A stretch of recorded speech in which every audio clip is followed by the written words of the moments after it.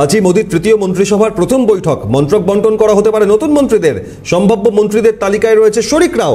স্বরাষ্ট্র মন্ত্রক থাকতে পারে অমিত শাহর হাতেই। সম্ভাব্য প্রতিরক্ষা মন্ত্রী আবারও রাজনাথ সিং। বিদেশ দপ্তরের দায়িত্বে এস জয়শঙ্করই। সম্ভাব্য অর্থমন্ত্রী নির্মলা সীতারামন অথবা পীযূষ গোয়েল। সম্ভাব্য রেলমন্ত্রী জনতা দল ইউনাইটেডের লালন সিং। অন্যদিকে পুর নগরোন্নয়ন মন্ত্রী টিডিপির রামমোহন নাইডু।